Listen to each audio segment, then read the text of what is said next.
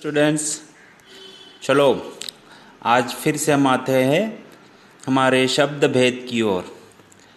भाषा अध्ययन का महत्वपूर्ण घटक शब्द भेद और उसका दूसरा उपभेद है सर्वनाम।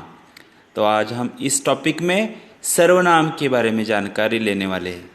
तो शुरुआत करते हैं आज के हमारे इस टॉपिक से। सर्वपहले तो हम देखते हैं सर्वनाम क्या है। सर्वनाम शब्द का दूसरा भेद है। सर्वनाम शब्द का दूसरा भेद हमने पिछले वीडियो में देखा कि शब्द का पहला भेद संज्ञा है और उसके 5 उपभेद। यहाँ पर हमें सर्वनाम सीखना है, प्रोनाउन और उसके भी भेद सीखेंगे। लेकिन सर्वनाम शब्द का दूसरा भेद है, यह जान लेना आवश्यक है। अभी सर्वनाम किसे कहते हैं? सर्वनाम किसे कहते हैं? तो ये सब सर्वनाम है। देखो, वह, वे, यह, कोई, आप, मैं, तुम, खुद, ये सब सर्वनाम के उदाहरण हैं। इसके जैसे अन्य बहुत सारे हैं। तो सर्वनाम किसे कहते हैं? तो वाक्य में जिस शब्द का प्रयोग किसी संज्ञा के बदले होता है उसे सर्वनाम कहते हैं। संज्ञा यानी कि हमने जो देखा नाउन, उसके बदले अगर हम अगर बार बार ने रमेश आज आया, रमेश यहाँ बैठ गया, रमेश ने आज पढ़ाई की, बार बार हम रमेश रमेश रमेश नहीं बोल सकते।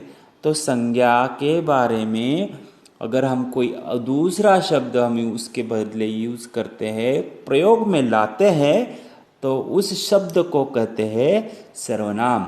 फिर से देखो, वाक्य में जिस शब्द का प्रयोग किसी संज्ञा के बदले होता है उसे सर्वनाम कहते हैं। जैसे कि रमेश मुंबई से लौटा, रमेश सीधा घर पर पहुंचा। तो इसमें हमने क्या, अगर ऐसा भी कह सकते हैं, रमेश आज मुंबई से लौटा और वो यानी कि रमेश वो सीधा घर पहुंचा।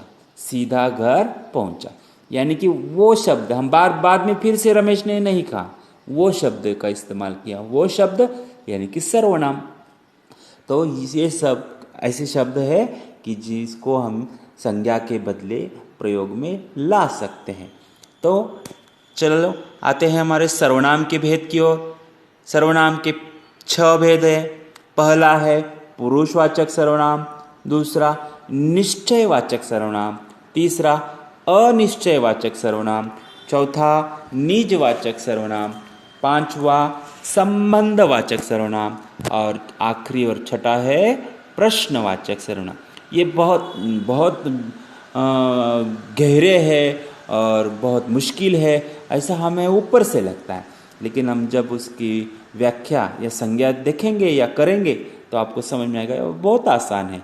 तो आते हैं हम सर्वनाम के पहले भेद की ओर और वो है पुरुषवाचक सर्वनाम। अभी हम आते हैं उसकी व्याख्या की ओर। पहले, जिस वक्ता यानी बोलने वाला, श्रोता यानी कि सुनने वाला, या अन्य पुरुष या फिर इन दोनों में से अन्य कोई, तो जिस वक्ता, श्रोता या अन्य पुरुष के विषय में बोला या लिखा जाता है उसके नाम के बदले आने वाले उस सर्वनाम को पुरुषवाचक सर्वनाम कहते हैं। देखो, वक्ता के बारे में या फिर श्रोता के बारे में या फिर अन्य किसी के भी विषय में हम अगर बोलते हैं, लेकिन उसके बगैर उसके लिए हम कोई शब्द का प्रयोग करते हैं, व्यक्ति, वस्तु, वक्ता, श्रोता या कोई अन्य व्यक्ति हो, उसके बारे में हम जो शब्द का, सर्वनाम का प्रयोग करते हैं उसको हम कहते हैं पुरुषवाचक सर्वनाम। जैसे कि यह, ये, वह, वे, तुम। देखो, मैंने फिर से बोल रहा हूँ, यह, ये, वह, वे, तुम, ये तीनों के हम उपभेद भी देखते हैं। पहला है प्रथम पुरुषवाचक सर्वनाम। यहाँ पर देखो, अभी धीरे धीरे समझेंगे। वक्ता अपने नाम के बदले प्रयोग करता है। वक्ता हमारे नाम के, मैं बोल रहा हूँ अभी, तो मैं वक्ता हूँ, तो मेरे मैं ऐसा शब्द इस्तेमाल कर रहा हूँ। तो मैं आपसे अभी बात कर रहा हूँ, बोल रहा हूँ, तो ये है मैं। वक्ता खुद अपने लिए जो शब्द का इस्तेमाल करता है तो उसको कहते हैं प्रथम पुरुषवाचक सर्वनाम। मैं या फिर हम सब मिलकर हम हो गए। अगर दो चार लोग आकर एक दूसरे से तो हम बात कर रहे हैं तो हम, इसमें जो हम आएगा वो है प्रथम पुरुषवाचक सर्वनाम। मध्यम पुरुषवाचक सर्वनाम दूसरा जो है पुरुषवाचक सर्वनाम का उपभेद दूसरा मध्यम पुरुष। तो देखो वो कहाँ कैसे था, वक्ता सुनने वाले व्यक्ति को उसके नाम के बदले प्रयोग करता है। सुनने वाले, अभी मैं बोलने वाला हूँ वक्ता और आप सुनने वाले हो श्रोता, यानी कि सुनने वाले व्यक्ति के बारे में। तो तुम, तुम्हें, आप, तू, ये शब्द जो है ना, मैं अभी तक तुम्हें यह वीडियो सुनना ही होगा। तुम्हें यानी कि आपको, यानी कि मैं आपको कह रहा हूँ, ये सुनने वाले को शब्द इस्तेमाल कर रहा हूँ तुम्हें। तो ये तुम्हें जो शब्द है वो मध्यम पुरुषवाचक सर्वनाम। अभी अन्य पुरुषवाचक सर्वनाम कौन से है, तो किसी अन्य व्यक्ति या व्यक्तियों के बदले प्रयोग में किया जाता है। जैसे कि वे लोग, वहाँ, यहाँ, ये, आप। देखो वह यानी कि मैं भी नहीं, वक्ता भी नहीं, आप भी नहीं यानी कि श्रोता भी नहीं, तो कोई अन्य है। वह, वे, वह है, यह है, ये है, या फिर आप है, यानी कि कोई अगर हमारे सामने आकर खड़ा हो गया है अजनबी आदमी, तो हम उसको डायरेक्टली तुम, तू नहीं बोलते, तो हम उसको बोलते आप। तो ये जो भी है कि अन्य पुरुषवाचक सर्वनाम, जो सुनने वाला भी नहीं है और जो बोलने वाला भी नहीं है, उससे व्यतिरिक्त और तीसरा कोई है तो उसको कहा जाता है अन्य पुरुषवाचक सर्वनाम। समझ में आ गया? यह है, आप सिर्फ ये इतना ही ध्यान में रखो, पुरुषवाचक सर्वनाम। पुरुषवाचक सर्वनाम यानी कि श्रोता, वक्ता या किसी अन्य व्यक्ति के लिए जो शब्द या सर्वनाम का इस्तेमाल किया जाता है उसे कहते हैं पुरुषवाचक सर्वनाम। अगर आपने इतना भी ध्यान में रखा तो बहुत ज़्यादा हो गया। आगे आते हैं। सर्वनाम का दूसरा भेद निश्चयवाचक सर्वनाम। सर्वनाम का दूसरा भेद है निश्चय। निश्चय यानी कि एकदम कन्फर्म है, निश्चित है हमें।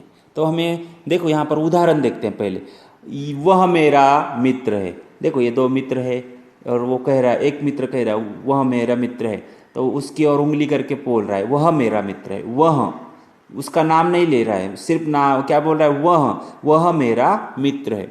अभी देखो, वे शिकारी अच्छे हैं, वो बहुत शिकारी, वो शिकार करने वाले बहुत अच्छे शिकारी, तो वे अच्छे शिकारी है। वे यानी कि दो लोग हैं, दो लोगों के लिए इस्तेमाल किया है। एक से ज़्यादा लोग होते हैं तो वे, और एक होता है तो वह। तो वे शिकारी, वहाँ पर दूर पर दो शिकारी दिखाई दे रहे, तो वो क्या बोल रहे हैं कि वो अच्छे शिकारी है, बहुत अच्छा शिकार कर लेते हैं, तो वे अच्छे शिकारी है।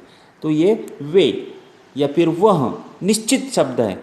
उस जिस शब्द को हम बताकर बता सकते हैं कि वह यानी कि जो मेरा मित्र, यानी कि समझो कि रमेश है, गणेश है, फारूक है या फिर समीना है, उसके बारे में हम अगर बात कर रहे हैं तो वो हो गया निश्चित सर्वनाम। निश्चय पता चल रहा है, हम उसको उंगली की दिखाकर बोल रहे हैं, तो निश्चयवाचक सर्वनाम। वे शिकारी अच्छे हैं। यह लड़का आज्ञाकारी है। मेरे पास एक लड़का खड़ा है और मैं बोल रहा हूँ कि यह लड़का जो है वो आज्ञाकारी है। उस खास, उस निश्चित लड़के के बारे में पता चल रहा है उस शब्द से, यह लड़का आज्ञाकारी। तो यह हो गए निश्चयवाचक सर्वनाम। अभी आते हैं व्याख्या की ओर। जिस सर्वनाम शब्द से वक्ता के पास या दूर के किसी का बोध होता हो उसे निश्चयवाचक सर्वनाम कहते हैं। पास यानी कि दूर। मैंने जैसे कहा कि देखो ये मेरे सामने खड़ा है तो वह मेरा दो मित्र है, मेरे नज़दीक खड़ा है तो यह जो बच्चा है वो बहुत आज्ञाकारी लड़का है। और वे जो शिकारी है, वे शिकारी नहीं कि दूर खड़े हैं, वो उनको मैं बोल रहा हूँ कि वे अच्छे शिकारी हैं। तो पास या दूर का बोध होता है उस शब्द से, तो उसे कहते हैं निश्चयवाचक सर्वनाम। समझ में आ गया? वह मेरा मित्र है, वे अच्छे शिकारी है, यह लड़का आज्ञाकारी है। तो इसमें वह, वे और यह कौन से शब्द है? निश्चयवाचक सर्वनाम के। अब आते हैं हम अनिश्चयवाचक सर्वनाम। सर्वनाम का तीसरा भेद है अनिश्चय। निश्चय की विरुद्ध है अनिश्चय, यानी कि हमें जिस सर्वनाम शब्द से किसी निश्चित वस्तु या व्यक्ति का बोध नहीं होता, निश्चित पता नहीं कौन, हमें उसके बारे में कोई जानकारी नहीं हो, तो उस निश्चित वस्तु या व्यक्ति के बारे में या अवस्था के बारे में हमें कुछ भी पता नहीं होता, तो अनिश्चित हो गया। तो उसको कहते हैं कि कंफर्म नहीं है, मुझे पता नहीं कि कौन, तो हम उसका नाम भी नहीं बता सकते, तो उसको कहते हैं, उस शब्द को बोलते हैं अनिश्चयवाचक सर्वनाम। जैसे कि देखो कि कोई तुम्हें बुला रहा है, देखो एक लड़का बुला रहा है, कोई तुम्हें बुला रहा है। अगर मेरा मित्र है तो मैं उसका नाम लूँगा, लेकिन मुझे पता ही नहीं है कोई है कौन है, तो मैं उसका नाम बता ही नहीं सकता। तो कोई यह शब्द जो है उस लड़के के लिए यूज़ किया है, लेकिन वो पता नहीं कौन लड़का है, अनिश्चित है, मुझे पता नहीं, इसीलिए वो कोई शब्द जो है अनिश्चयवाचक है। अभी ये 3 मित्र बैठे हुए हैं और बातें कर रहे हैं, लेकिन मुझे पता नहीं, तो मैं क्या कहूँगा, वे किसी से बात कर रहे हैं। किसी से बात कर रहे हैं, मुझे नहीं पता किसी से बात कर रहे हैं, कौन है पता नहीं, तो किसी शब्द वापरूंगा, प्रयोग करूँगा। तो वे किसी से बात कर रहे थे। ठीक है, अभी आगे आते चौथे कि मेरे पास कुछ नहीं। देखो यहाँ पर एक चित्र है और उसमें एक व्यक्ति क्या कर रहा है कि अपनी जेब खाली दिखाई दे रहा है, कि खाली करके बता रहा है कि मेरे पास कुछ नहीं है, मेरी पॉकेट खाली है, मेरा जो वॉलेट वो वॉलेट खाली है, वॉलेट भी खाली है और पॉकेट भी खाली है, मेरे पास कुछ नहीं है। मुझे कुछ यानी कि मेरे जेब में है ही नहीं कुछ चीज़, कौन सी चीज़ पता भी नहीं है, तो मेरे पास कुछ नहीं है। तो कुछ यानी कि कुछ का मतलब मुझे कुछ भी नहीं पता कि मुझे किससे अपेक्षा है, पैसा मैं कह रहा हूँ, धन कह रहा हूँ, या फिर कुछ चीज़ कह रहा हूँ, या कुछ कागज़ कह रहा हूँ, उसके बारे में मुझे पता नहीं। सिर्फ मैं क्या कर रहा हूँ, मेरे पास कुछ नहीं है, मैं मेरे जेब खाली करके दिखा रहा हूँ कि मैं कुछ नहीं है। तो यह शब्द जो है कि हमें किसी खास वस्तु के बारे में पता चल नहीं रहा, तो यह शब्द जो है कुछ, यह है अनिश्चयवाचक सर्वनाम। तो फिर से एक बार हम व्याख्या देखते थे, जिस सर्वनाम से किसी निश्चित वस्तु या व्यक्ति का बोध नहीं होता उसे अनिश्चयवाचक सर्वनाम कहते हैं। तो हमें किसी वस्तु या व्यक्ति के बारे में हमें कोई जानकारी नहीं मिल रही, तो इसीलिए हमें उस शब्द को क्या कहेंगे, अनिश्चयवाचक सर्वनाम। जैसे कि यहाँ पर कोई, किसी, कुछ, यह जो शब्द है वो है अनिश्चयवाचक सर्वनाम। अब आते हैं हम सर्वनाम के तीसरे भेद की ओर, निजवाचक सर्वनाम। निज यानी कि स्वयं। तो देखो हम उदाहरण के, मैं खुद उनसे मिला, मिला और मिलने के बाद 2 सेकंड कर रहे हैं। देखो मैं खुद उनसे मिला, खुद यानी कि खुद स्वयं जाकर, स्वयं, मैंने पहले ही कहा निज का मतलब होता है स्वयं, तो मैं स्वयं जाकर वहाँ पर मिला। तो खुद इस शब्द से हमें क्या पता चल रहा है कि स्वयं उस कर्ता ने यह काम किया है, जो काम करने वाला है उसने यह काम किया। तुम अपने आप यह काम करो। अभी देखो एक लड़की है जो पढ़ाई कर रही है और उसके माता पिता उसको समझा रहे हैं कि बेटा खुद अपने आप पढ़ाई करो। अपने आप यानी कि स्वयं अपने आप पढ़ाई करना सीखो। भी अब आपको भी वही करना है, अपने आप ही पढ़ाई कर रहे। हम यहाँ से सिर्फ वीडियो भेज रहे हैं और आपको वो अपने आप पढ़ाई करनी होगी। तो यह अपने आप शब्द कौन सा है, निजवाचक सर्वनाम। मैं आपके लिए यूज कर रहा हूँ। किसके लिए कर रहा हूँ मैं, आपके लिए। और आप कौन हो, स्वयं आपको क्या करना है, वो काम करना है। देखो आगे देखते, वह यहाँ आएगा, लेकिन कैसे आएगा, स्वयं आएगा। वह स्वयं यहाँ आएगा, स्वयं यानी कि खुद वहाँ यहाँ आकर। देखो वो व्यक्ति है जो खुद आकर अपनी लड़की से घर पर आकर मिल रहा है, स्वयं आया है, लड़की नहीं गई उसको मिलने के लिए, स्वयं आया है। यानी कि स्वयं इस शब्द से हमें अपनेपन का भाव दिखाई दे रहा है, अपना खुद का कुछ है ऐसा लग रहा है। तो यह शब्द को कहते हैं निजवाचक सर्वनाम, उसे कहते हैं निजवाचक सर्वनाम। जैसे कि देखो, खुद निजवाचक सर्वनाम, अपने आप निजवाचक सर्वनाम, स्वयं निजवाचक सर्वनाम। तो व्याख्या देखते हैं। जो सर्वनाम कर्ता के साथ अपनापन बताने के लिए आता है, अपनापन कर्ता के साथ, मैं करता हूं, तुम करता हो, या फिर वहाँ करता है, और उसके साथ ये जो स्वयं अपने आप खुद शब्द आए हैं वो है अपनेपन दिखाने वाले सर्वनाम, यानी कि नीचवाचक सर्वनाम। समझ में आ गया? अब आते हैं सर्वनाम के चौथे उपभेद की ओर, और वो है प्रश्नवाचक सर्वनाम। तो समझो, यहाँ पर उदाहरण देखते हैं। यह किताब किसकी है? ये लड़की पूछ रही, यह किताब किसकी है? किसकी। ठीक है। आगे देखो, दो लड़के भागते भागते स्कूल की ओर जा रहे हैं और कह रहे, स्कूल पहले कौन पहुंचेगा? कौन। यहां पर प्रश्न हुआ है। यहां पर भी देखो, किसकी प्रश्न हुआ है। अभी यहां पर थैली है, या थैली के अंदर क्या है मुझे नहीं पता, तो मैं क्या कह रहा हूं, देखो इस थैली में क्या है? क्या, कुछ वस्तु है, लेकिन क्या है, उसके लिए हम क्या कर रहे हैं? क्या शब्द का इस्तेमाल कर रहे हैं? उस सर्वनाम का इस्तेमाल कर रहे हैं। तो जिस सर्वनाम से किसी के बारे में प्रश्न पूछा जाए उसे सर्वनाम कौन सा कहते हैं? प्रश्नवाचक सर्वनाम। जिस सर्वनाम से किसी के बारे में प्रश्न पूछा जाए उसे प्रश्नवाचक सर्वनाम कहते हैं। जैसे कि उदाहरण, किसकी, कौन, क्या, कब। यह जब शब्द है वो है प्रश्न तैयार करते हैं, तो इसलिए उनको कहते हैं प्रश्नवाचक सर्वनाम। आते हैं हम पांचवें सर्वनाम की ओर। यह है संबंधवाचक ये छठा है संबंधवाचक सर्वनाम। यह है संबंधवाचक सर्वनाम।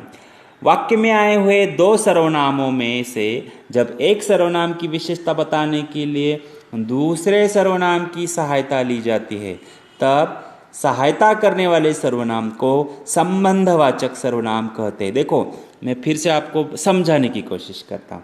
आपको ये थोड़ा सा हार्ड लगेगा, लेकिन समझने के बाद आपको समझ में आएगा कि अरे हाँ, ये तो बहुत सिंपल है। देखो, हृदय वही है जो उदार हो। किसके बारे में हम दो विशेषण आए। देखो, हृदय वही है जो उदार हो। अब ये देखो चित्र, बाबा आमटे का चित्र है। यह चित्र है बाबा आमटे का। बाबा आमटे एक महान व्यक्ति जिसका हृदय बहुत विशाल था। प्राणियों के लिए, गरीब व्यक्तियों के लिए उनका जो भी सम्मान था, उनके हृदय में जो भी भाव था, वो इतना महत्वपूर्ण है कि वो इतना हृदय उदार है कि उसके हृदय के बारे में, उनके स्वभाव के बारे में हमें यहाँ पर पता चलता है। तो हृदय वही है। तो हृदय कौन सा होता है? हमारे भी सीने में धड़कता है हृदय, दिल, लेकिन दिल बड़ा होना चाहिए, उदार होना चाहिए। दिल के बारे में तो जो हृदय कैसा हो? बड़ा हो, तो उसको ही उदार कहा जाता है, उसको वही हृदय कहा जाएगा। उस हृदय को हृदय कब कहा जाएगा? जब किसी के काम आएगा, दिल बड़ा रखेगा, तो हम उसके बारे में बता। तो जो शब्द यहाँ पर आए, देखो हृदय के बारे में शब्द एक ही वाक्य में दो आए हैं। एक है वही और दूसरा है जो। हृदय के बारे में दो शब्द आए। वही ये विशेषण वाला है, लेकिन जो विशेषता बताने वाला शब्द है जो शब्द, वो विशेषता बताने वाला शब्द है जो उसे सहायता कर रहा है विशेषण में। तो वो है सहायता करने वाला सर्वनाम, उसे कहते हैं संबंधवाचक। दोनों का संबंध, हृदय का संबंध। अब आगे देखो, दूसरा वाक्य परिचय थोड़ा और आपको समझ में आएगा कि जिसने अच्छा अभिनय किया उसे ही पुरस्कार मिलेगा। अभी यहाँ पर देखो, जिसने यानी कि किसने? आमिर खान ने। आमिर खान बहुत ही महान एक्टर है, सभी को पता है। तो आमिर खान ने अभिनय अच्छा करता है, इसीलिए तो उसको पुरस्कार मिलते हैं। तो अभिनय किया जिसने, यहाँ शब्द जो है विशेषता बता रहा है, और उसे यहाँ उसकी सहायता कर रहा है। जिसने यानी कि आमिर खान ने, उसे यानी कि आमिर खान को ही, लेकिन वो उसे यह शब्द जो है सहायता करने वाला सर्वनाम, इसीलिए उसको कहते हैं संबंधवाचक सर्वनाम।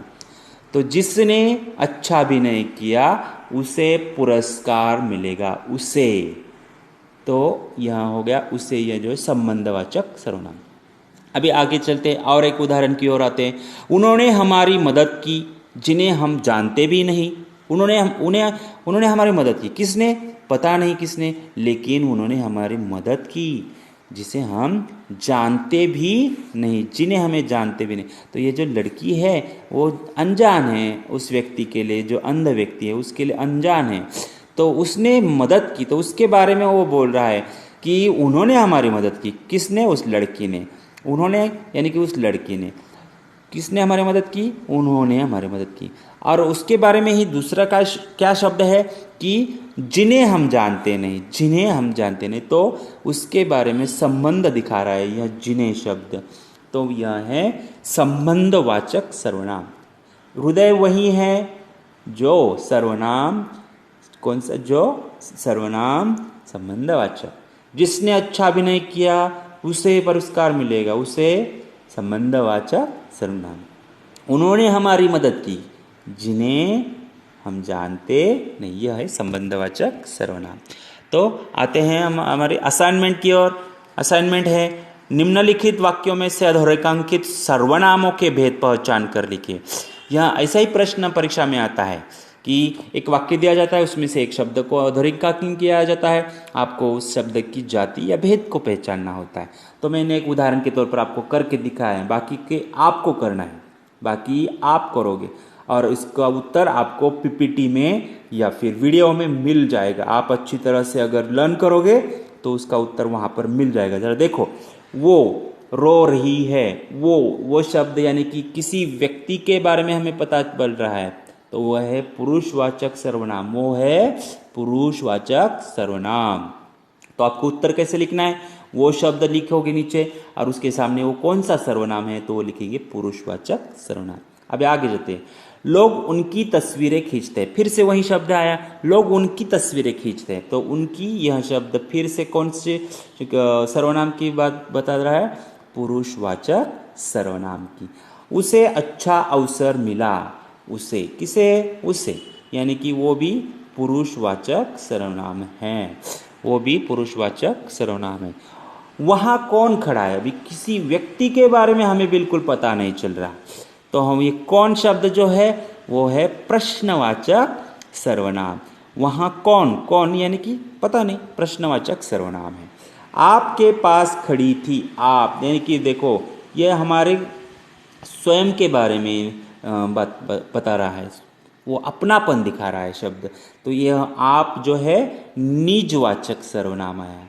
या फिर उसका और एक प्रकार भी है, उसको हम पुरुषवाचक सर्वनाम, यानी कि दो प्रकार से हम इसका उल्लेख कर सकते हैं, सर्वनाम लिख सकते हैं। तो यह निजवाचक सर्वनाम भी है और क्या है, पुरुषवाचक सर्वनाम भी आता है। आगे देखो, मैं कथा सुनाता हूँ, सुनाने वाला यानी कि मैं यानी कि पुरुषवाचक सर्वनाम। किसी ने मेरी पुस्तक चुरा ली, किसी ने, अभी पता नहीं किसी ने, किसने ली मुझे पता नहीं, तो यह हो गया अनिश्चयवाचक, मुझे पता ही नहीं उस व्यक्ति के बारे में, तो यह अनिश्चयवाचक सर्वनाम। उसने खुद कर्तव्य का पालन किया, खुद यानी कि अपनेपन की बारे में जानकारी दे रहा है, यह होता है निजवाचक सर्वनाम। अभी आते हैं अगले, जो अच्छा हो वो ही भगवान को अच्छा लगता है। जो व्यक्ति अच्छा हो वो ही, यानी कि उसके बारे में ही हमें पता चल रहा है, जो व्यक्ति अच्छा है, तो जो और वो, जो और वो, तो ये सहायता करने वाला सर्वनाम ये है वो, तो उसको कहेंगे हम संबंधवाचक। जो शब्द सहायता करने में मदद करता है उसको हम संबंधवाचक सर्वनाम कहते हैं। तो ये है संबंधवाचक सर्वनाम। तो इस प्रकार से ये पूरा स्वाध्याय आपको करना है, और इतना ही नहीं, तो ये सभी सर्वनाम के जो भी भेद है वो आपको लिखने होंगे। तो यह है आज का हमारा पाठ सर्वनाम। आशा करता हूँ सबको समझ में आ गया होगा। धन्यवाद।